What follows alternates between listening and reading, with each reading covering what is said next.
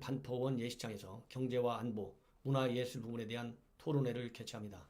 여러분들께서 잘 아시다시피 지금 대한민국 경제가 다 망가뜨려지고 있고요. 건설 경기 위축될 대로 위축돼 있죠. 특히 우리 지역의 최대 현안인 재건축 문제가 우리 지역을 비롯한 서울 전역에 많은 우리 주민들 그리고 시민들에게 엄청난 재산상의 불이익을 주는 조치로 지금 일관하고 있습니다. 따라서 우리 자유한국당의 최고의 재건축 문제 전문가인 김연아 의원을 모시고 여러분들과 함께 정책 대안을 마련해 보고자 합니다. 여러분들의 많은 참여를 기대하겠습니다. 먼저 오늘 말씀드릴 내용은요, 이제 북한 관련 소식을 전해드리겠습니다. 뭐냐면 최근에 북한은 북한 정찰총국, 여러분들 뭐 잘 아시죠? 정찰총국 하면 우리 대한민국을 상대로 해가지고 가장 군사적으로 또 이 사이버 테러를 일으키는 아주 그 가장 도발적인 기관이 정찰총국입니다. 여러분들 잘 아시다시피 이 천안함 사건과 연평도 포격 그리고 디도스 공격 같은 것을 일삼은 기관이 바로 정찰총국이고요. 이 정찰총국장 그동안에는 김영철이가 이 통전부장 다 겸하면서 같이 지휘를 해왔는데 최근에는 이 김영철이가 통전부장직을 내놓으면서 정찰총국장직도 함께 내놨습니다. 최근에 정찰총국장에는 장금철 이 아태평화의 부부장이 통전부장으로 승진 발령됐죠. 지난 4월에 승진 발령됐는데 여러분들 잘 아시다시피 김영철이가 굉장히 호정적이고 도전적이고 도발적인데 김영철의 후임인 장금철이도 바로 그 밑에서 일을 배워왔기 때문에 50대 후반으로 지금 알려져 있을 뿐이고 자세한 것은 잘 안 알려져 있어요. 그런데 지난번 6월 달에 DMZ에서 김정은과 그리고 트럼프가 만날 때 현장에 나온 사람이 바로 장금철입니다. 그렇기 때문에 김정은의 신임은 의심할 여지 없이 상당히 두텁다. 이렇게 볼 수밖에 없죠. 그래서 저도 그 당시에 말씀드리기를 이 장금철이가 새롭게 통전부장직에 올라왔기 때문에 장금철이로서는 이제 김정은이한테 충성심을 보여줘야 되는데 충성심을 보여줄 수 있는 중요한 수단 중에 하나가 선임자였던 전임자였던 김영철과 마찬가지로 대남 사업에 있어서 혁혁한 공적을 인정받아야 되는데 가장 쉬운 것이 도발이다. 군사 도발이다. 이렇게 제가 말씀드린 적이 있어요. 그런데 지금 최근에 나온 얘기에 의하면 정찰총국 안에 한국군 관련 정보만을 독점적으로 전담하는 그런 전담 조직체가 새롭게 하나 신설됐다는 보도가 나오고 있습니다. 이 얘기는 바로 뭐냐? 정찰총국이 본래 우리 대남 사업인데 저 군사적인 수단을 통해서 통전 전략을 달성하는데 매진하고 있는 전념하고 있는 가장 대표적인 조직이 정찰총국이에요. 자, 그러면 이 시기적으로 왜 우리 한국군을 전담하는 이런 군 정보 조직이 새로 생겼냐? 이 시기적인 특성을 보면 여러분들께서도 그 의도를 김정은이의 의도를 충분히 짐작하실 수 있으리라고 믿습니다. 시기적으로 가장 큰 특성은 9.19 남북 군사 합의서부터 따져야 될 것 같아요.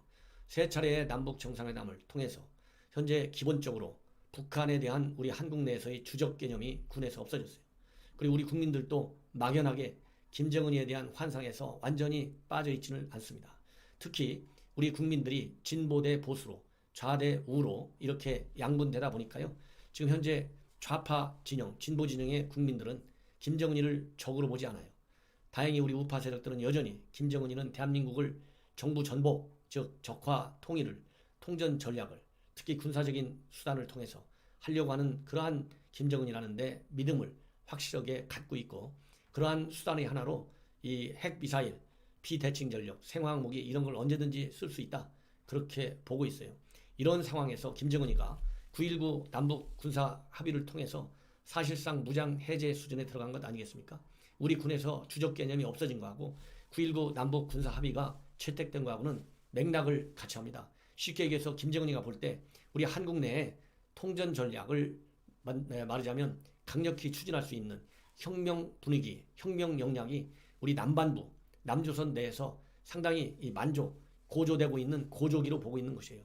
제가 보기에는 이석기 사건 났을 때가 통전 전략, 혁명 역량이 저조한 수준, 낮은 수준이었다면 지금은 이제 최고로 올라가는 수준에 있다. 이렇게 김정은이는 볼 것 같아요. 그 가장 중요한 바로 이 집단 기관이 바로 군이지 않습니까? 군을 무너뜨려야만이 김정은이가 볼 때 통전 전략을 그리고 한국 내 혁명 역량을 혁명 분위기를 고조시키는데 가장 유리하다고 보는 거예요. 그래서 지금 김정은이는 현 정부를 대화 상대에서 배제해 놓고 있습니다. 이런 배제해 놓고 있는 상태에서 9.19 군사 합의를 통해서 사실상의 무장 해제나 다름없는 즉 군사적인 역설적 압박을 가하고 있는 거예요. 그러니까 우리가 이 삼축 체계도 현재 제대로 작동될 수 없을 정도로 삼축 체제의 명칭서부터 싹 바꾸고 났지 않습니까? 그리고 우리가 중국에 대해서는 삼불 정책, 사드도 추가 배치하지 않고 한미일 군사동맹도 추가하지 않고 미국의 미사일망에도 들어가지 않고 이러한 이 시스템적으로 볼 때 김정은이가 군을 공략하기에 가장 좋은 상황에 지금 와 있어요. 그렇기 때문에 정찰총국 내에 있는 일반 부서를 가지고 군 관련 정보를 수집한다. 포괄적인 의미에서의 정보 수집에는 공작도 포함되어 있어요. 우리 군에 대한 즉 군사 정보를 수집하는 것 플러스 군 요인들을 포섭하는 그러한 공작, 군에 대한 말하자면 공작 사업을 공격적으로 추진하겠다는 겁니다. 그래서 이 군에서 북한에 대한 적대의식도 지금 빠져 있잖아요. 그리고 군기도 많이 빠져 있어요. 그동안에 여러 차례 봤었지 않습니까? 이러다 보니까 군에 대한 공략을 이제 급속도로 끌어올리겠다. 이러한 김정은이의 생각이 지금 확실하게 자리 잡고 있고 그것을 실현하기 위해서 김정은이가 이렇게 말하자면 이 군사 전략을 지금 짜고 있다. 군사 전략의 일환으로 군 전담 정보기관을 지금 만들어 놓고 있다. 이렇게 저는 보고 있습니다. 그리고 이제 이러한 상황에서 과연 그러면 북한 내부에 이 정보기관들 보위부라든가 그 다음에 인민 보안 조직들 이런 조직들의 지금 현재 기강은 어느 정도인지 우리가 궁금하지 않습니까? 근데 최근에 이 조선일보에서 보도한 내용을 보면은요, 이 북한에서 이 북한 경찰서에서 개오원으로 일하는 경찰 요원이 몰래 탈북에 성공했어요. 이 탈북에 성공했는데 물론 본인이 강력한 정말 죽기 아니면 살기식으로 이 권총까지 실탄을 장전한 권총까지 들고 경계 근무를 쓰다가 자기가 눈에 들었던 죄수 여자 죄수하고 함께 이 여자 죄수하고는 이제 오랫동안 같이 경비요원 그리고 여자 죄수로 일하다 보니까 서로 정이 들었다고 합니다. 그래서 탈출을 해서 제2의 인생을 살자. 그 탈출지는 바로 한국이다. 이렇게 마음먹고 탈출을 했는데요. 이 탈출 사건을 통해서 우리가 볼 수 있는 얘기를 보면 김정은이가 정치적으로 보면 강압에 의한 공포에 의한 안정 기반을 어느 정도 누리고는 있지만 여전히 그 군이라든가 그리고 경찰 조직 내부는 상당히 지금 흔들면 흔들릴 수 있는 상황에 와 있다. 이거를 엿볼 수 있는 것 같습니다. 그래서 우리 그 조선일보하고 인터뷰를 한 내용을 보면 이렇게 실탄까지 장전한 상태에서 중국의 국경을 넘어가지고 라오스라고 하는 데까지 탈출에 성공했어요. 그러니까 이 탈출 성공한 걸 보면 아까 말씀드린 대로 현재 생활적인 측면에서 보면 우리가 얘기하는 민생 경제의 측면에서 보면 북한 경제는 이미 다 망가졌다. 이미 객관적인 경제 지표를 통해서 보더라도 작년과 재작년에 마이너스 4%, 마이너스 5%의 말하자면 경기 침체가 심각한 상황이거든요.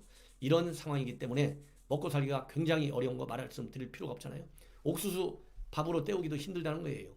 그러면 왜 한국에서 살 수 있고 한국은 좋다는 거 아느냐? 이 사람 얘기는 이 스마트폰을 통해서 그리고 다양한 형태로 우리 한국 뉴스, 한국 정보를 북한 주민들이 많이 알고 있다는 겁니다. 이런 상황이기 때문에 이런 탈북 현상을 막기 위해서 김정은이에 의한 강력한 감시 체제가 작동 중에 있다. 작동 중에 있고 과거에는 이제 평양은 그래도 살만했는데 지금은 평양조차도 쉽게 들어갈 수도 없거니와 평양도 굉장히 살기 어려운 지금 상황에 빠져 있다. 이렇게 지금 실토를 하고 있습니다. 이런 걸로 본다면 현 정권이 심리전 그야말로 우리 탈북자들이 북한에 보내는 풍선도 9.19 남북 군사 합의에 의해서 제대로 보낼 수 없게 돼 있어요. 이러한 심리전 활동을 우리가 더 강력하게 전개해야만이 북한 주민들의 체제 이탈 현상이 굉장히 심화될 수 있고 그것이 북한 김정은 체제의 장기 독재 정권을 종식시키는 하나의 실마리가 될 수도 있다. 이런 판단을 해볼 수가 있습니다. 따라서 이 북한 내 공안기관 요원들의 지금은 심리적인 동요 현상도 상당수 우리가 짐작할 수 있다. 이런 말씀을 드리고 싶고요. 이럴 때는 우리가 이 북한 인권 문제 강력히 제기해서 이번에도 이 북한 어선 그냥 다 보냈는데 이러한 어쨌든 간에 북한 인권 문제가 계기가 있을 때마다 강력히 제기해서 김정은 체제에 대한 도전 세력들을 북한 내에서 자생적으로든 아니면 외부 자극에 의해서는 끼어들 수 있는 정보 공작 활성화시켜야 된다고 봅니다. 이런 상황인데도 우리 국정원에서는 대화에만 연연해가지고 이러한 대북 김정은 체제를 변혁시키기 위한 그리고 김정은 체제의 정권 교체, 레짐 체인지를 위한 정보 공작을 어느 정도나 활성화하고 있는지 몹시 걱정스럽습니다. 시청자 여러분, 이것으로 제 오늘 한낮 방송을 마치겠습니다. 대단히 감사합니다.